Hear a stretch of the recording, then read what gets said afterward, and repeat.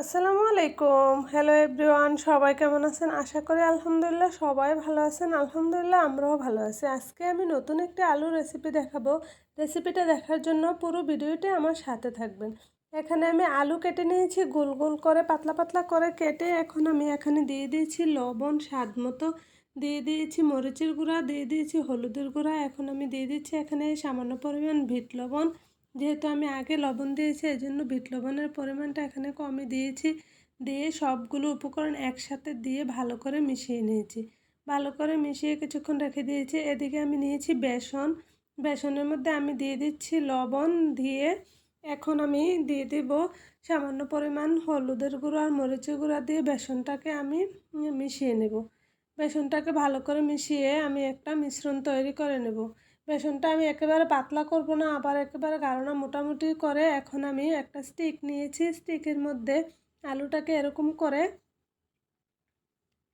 একটা ভাঁজ দিয়ে আমি স্টিকের মধ্যে আলুটাকে সেট করে নিচ্ছি। এই তো প্রত্যেকটা আলু, একটা আলু আমি এভাবে সেট করব, অন্যটা ওইদিকে মুখ করে সেট করব। তাহলে দেখতে স্টিকটা যখন পুরোটা কমপ্লিট করা হবে তখন দেখতে খুবই সুন্দর লাগবে।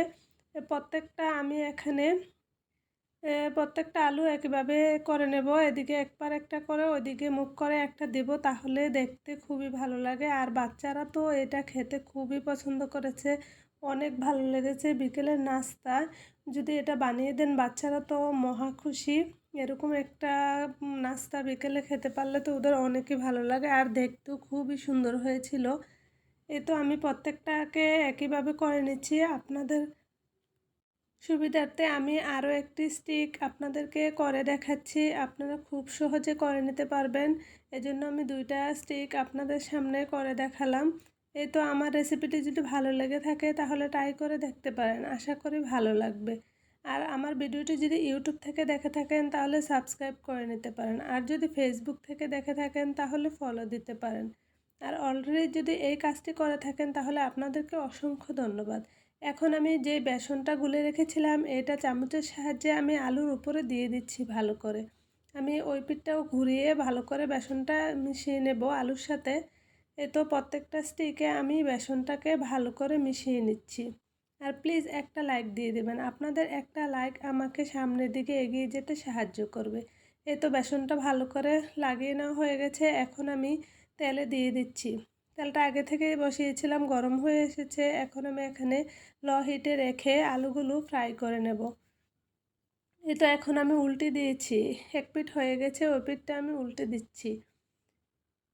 এরকম করে চুলাটা লো হিটে রেখে আলুগুলো ভালো করে মশমশা করে ভেজে নিতে হবে। তো আমি একটু ভালো করে উল্টে পাল্টে ভেজে নিয়েছি।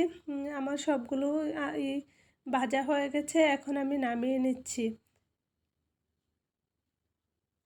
এরকম একটা রেসিপি আপনারা চাইলে খুব সহজে বানিয়ে নিতে পারেন, আর সাথে যদি একটু সস নিয়ে নেন তাহলে তো আরও ভালো।